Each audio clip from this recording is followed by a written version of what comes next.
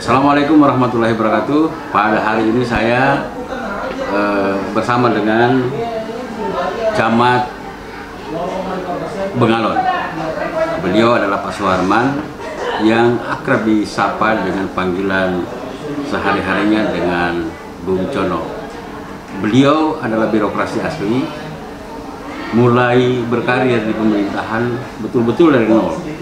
Kemudian sebelum menjadi camat di Kecamatan Bengalon, beliau ditempatkan di Kecamatan Karangan. Untuk selanjutnya, mari kita berdialog dengan Pak Suharman.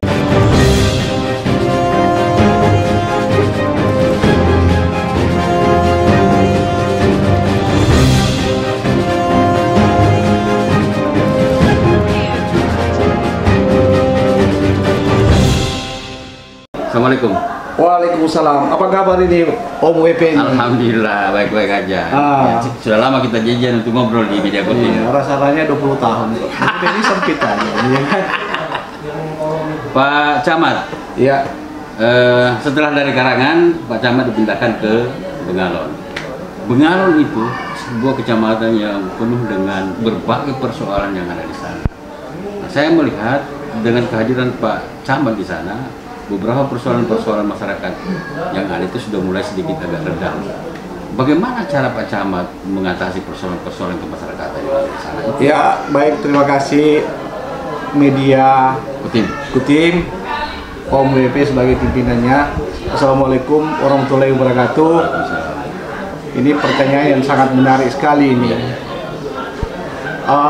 Saya kurang lebih 1 tahun sudah di Kecamatan Bengalon ini. Bekerja itu berdasarkan dari niat. Ya. Saya ditunjuk oleh Bapak Bupati, diberi kepercayaan di Kecamatan Bengalon. Memang di sana itu memang sangat kompleks persoalan-persoalan masalah. Ya. Terutama adalah permasalahan tanah. Itu. Tapi saya sebagai pemerintah Kecamatan Bengalon, camat di sana, ya saya tidak pernah mengeluh. Ya. Saya tidak pernah mengeluh sedikit pun juga, ya kan. Walaupun seandainya saya sakit, saya tunjukkan saya punya semangat, ya kan, demi untuk merespon masyarakat. Karena masyarakat sekarang tempat tumpuannya itu ada di pemerintah desa dan pemerintah kecamatan. Di mana masyarakat untuk mengadu. Dalam hal itu saya berprinsip, saya harus cepat melaksanakan dengan responsif yang bagus kepada masyarakat. Langsung turun ke lapangan. Saya tidak tunggu-tunggu waktu, ya kan? Karena memang tipikal saya background saya lapangan ini, ya kan? Selama di sana memang banyak permasalahan dan saya harus hadapi. Saya tidak pernah gentar, takut tidak ada. Saya tidak ada takut, ya kan? Karena niat saya adalah harus menyelesaikan sebagai perpanjangan tangan Kabupaten Corong mulutnya pada Bupati. Ya. Jadi camat itu adalah perpanjangan tangan dari camat itu adalah perpanjangan tangan dari Bupati. Ya, kecamatan. Dan sekaligus sebagai corong. Ya, sebagai corong. Ya kan?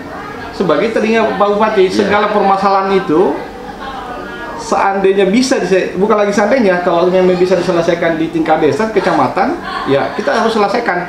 Jangan merepotkan Pak Bupati. Ya kan? Ya itulah tanggung jawabnya camat. Ya, saya selama ini ya belum ada yang langsung ke Bupati selama saya camat di sana, kan? Memang tadinya barangkali masyarakat di sana ada beranggapan di Bengalon ini, kecamatan ini kadangkala sudah marwahnya kecamatan tidak ada. Itulah yang saya harus bangun kembali. Saya tunjukkan, ya kan? Saya tunjukkan masyarakat harus mengadu di kecamatan. Jadi sekarang ini berupaya bagaimana mengembalikan marwah Kecamatan Bengalon sebagai sebuah kecamatan yang terdepan. Saya harus apalagi saya sangat harus mengedepankan masyarakat itu sebagai sejatinya PNS itu adalah pelayanan masyarakat. Iya. Oke, Pak Camat. Di kabupaten ini kan tidak lama jadi ada Porkap, Pekan Olahraga Kabupaten. Nah, ada beberapa, saya dengar selintingan, ada beberapa camat yang merasa berat. Kemudian kalau Pak Suharman sebagai camat bagaimana menghadapi? Saya adalah orang patuh dan taat dan loyalitas kepada pimpinan. Kalau sudah instruksi daripada Pak Bupati dan Wakil Bupati, ya, siap laksanakan apapun yang terjadi. betul. Cuma memang perlu ada pertimbangan. Ya. Kita lihat situasi sekarang ini bagaimana, barangkali perlu diundur dulu umpamanya, ya kan? Tapi kalau itu sudah keputusan Pak Bupati, saya tidak ada alasan untuk mundur itu. Saya siap. Tidak ada alasan Pak Camat Bengawan untuk tidak berpartisipasi di Tidak ada alasan bagi saya. Luar biasa. Itulah loyalitas tanpa batas bagi saya kepada pimpinan saya, Bupati dan Wakil Bupati. Kemudian Pak Camat, beberapa kesempatan yang lalu saya melihat Pak Camat juga mendaftar di partai politik. Iya. Apa memang mau berniat untuk maju gimana? Oh, saya luruskan sedikit. Saya tidak secara personality yang mendaftar di salah satu partai. Barangkali itu adalah simpatian saya, sahabat saya, penggemar saya. Dan saya juga tidak tahu. Tiba-tiba juga ada panggilan daripada Panwaslu. Ya saya hadapi. Saya jelaskan apa yang terjadi sebenarnya, kan? Kalau ada hal-hal begitu, ya alhamdulillah itu sifatnya positif aja. Ya mudah-mudahan aja Tuhan mengizinkan, masyarakat mendukung. Ya kan? Itu aja. Ya siapa sih yang tidak mau yang terbaik? Itu ya kan? Tapi saya tahu diri lah, ya kan? Saya tahu diri, saya punya ada keterbatasan tertentu. Saya barangkali tidak sama dengan apa yang diharapkan dengan teman-teman gitu ya. Tapi kalau itu salah suatu amanah dan kepercayaan, siap. Kalau diamanahkan? Kalau diamanahkan, siap. Saya juga siap ya kalau diamanahkan. Ya, kalau diamanahkan, ya kan? Ya, apalagi memang saya melihat kan latar belakang keluarga Pak Suharman ini, Pak Cono ini memang latar belakang politik. Siapa yang tidak kenal dengan Adinda Herla, kemudian Ali Bahri, kemarin ikut juga bertanding di beberapa partai politik.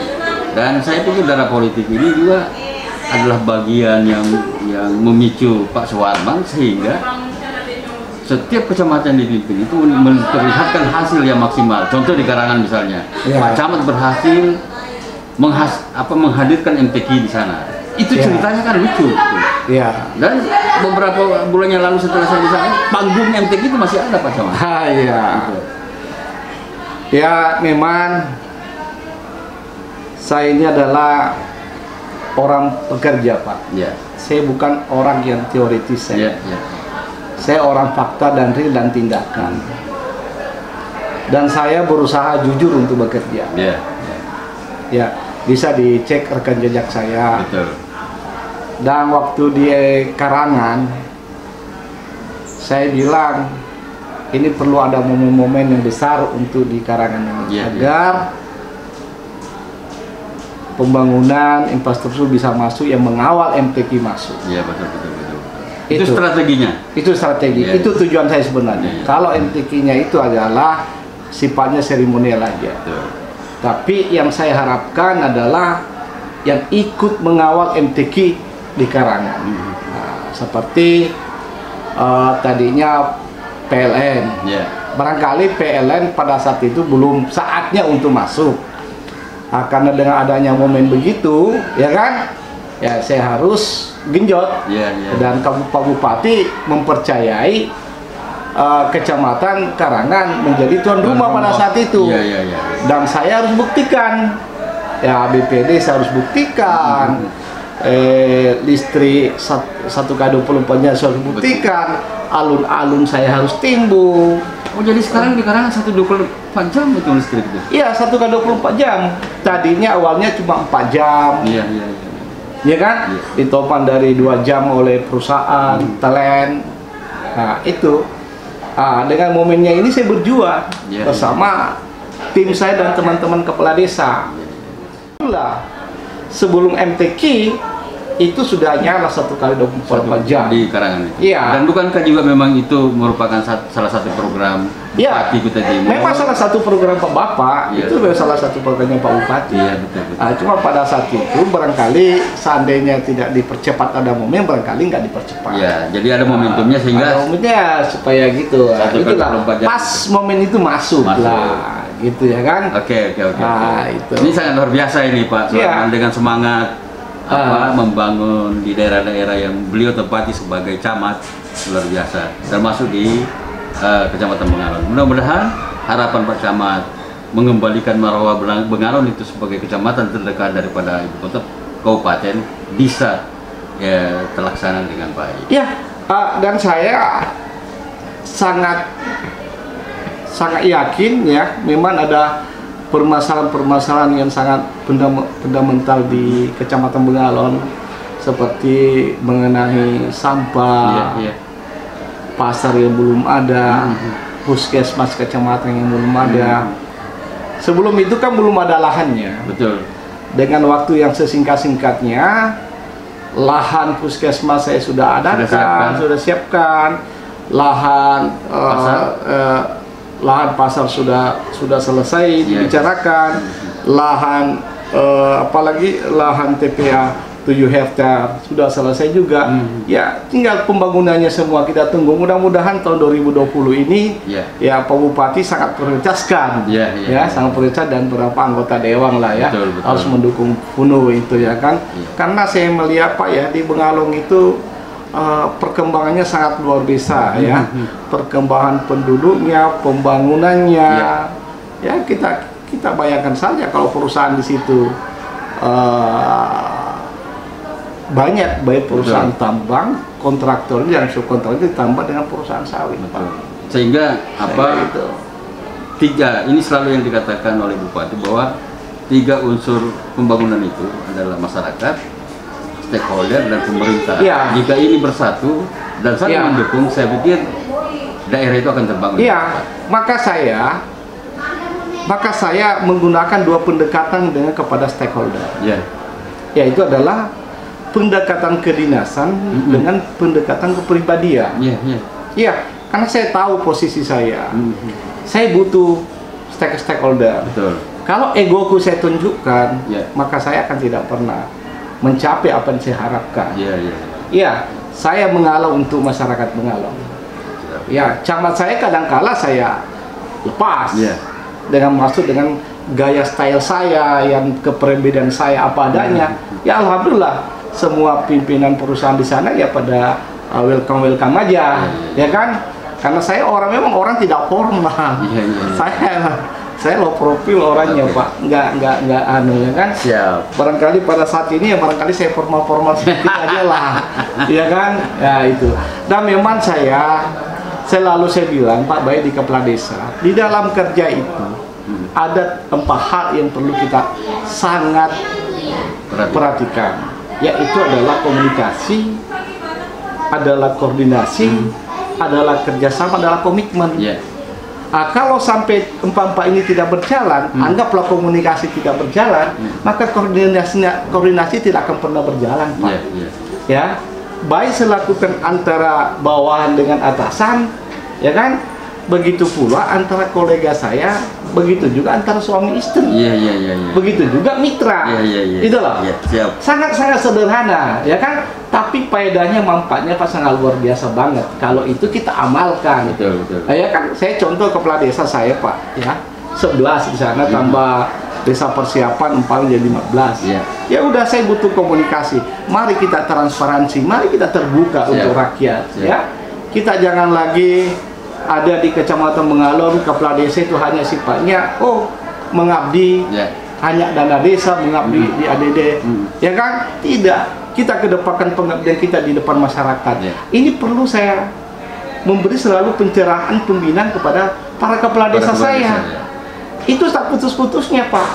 Saya selalu ingatkan, kita kedepankan pengabdian untuk masyarakat, kita layani, karena para kepala desa adalah diangkat oleh masyarakat. Betul. Itu.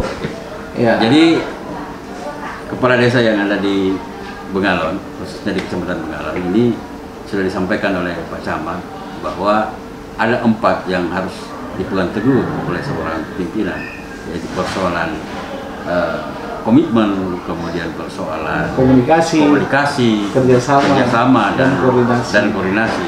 Jika 4 bagian daripada ini bisa diterapkan, maka daerah atau desa atau kecamatan atau kabupaten atau apapun bisa kita laksanakan. Kita selesaikan. Saya kasih contoh aja, Pak, ya. Coba Pak Om BP dalam sehari aja tidak komunikasi dengan istrinya dan anaknya. Iya, iya. Pasti ada kan suara-suara yang tidak enak. Betul. Kenapa bapak saya tidak ada komunikasi gitu Iya, loh? iya, iya, iya. Bagaimana bisa mengetahui? Inilah contoh kecil. Iya, iya. Ya, inilah yang saya terapkan di mana saya berada, Pak, ya, bertugas. Iya. Alhamdulillah selama ini aman dan lancar aja. Iya. Nah, itu. Dan ada dua hal yang sangat prinsip saya pegang. Saya ini orangnya, Pak, sedikit rada panas ini. Iya, iya, iya. Tapi saya mencoba dalam melayani masyarakat, saya gunakan adalah kesabaran dan rendah hati. Iya, iya, iya. Ini saya harus tanamkan pada diri saya. Iya. Saya hilangkanlah ego-ego saya, emosi saya hilangkanlah. Saya mengalah, tapi saya mengalah untuk rakyat aja kok. Begitu. Oke. Alhamdulillah sampai saat ini saya berjalan dengan bagus, ya kan. Siap. Dan ya Pak Bupati dan Pak Wakil Bupati memahami saat ini kondisi saya gitu. Oke. Baik kawan-kawan, demikian perbincangan saya dengan Camat Bengalon. Mudah-mudahan pada kesempatan lain kita akan berjumpa lagi dengan perbincangan dengan topik yang berbeda. Sekian, assalamualaikum warahmatullahi wabarakatuh.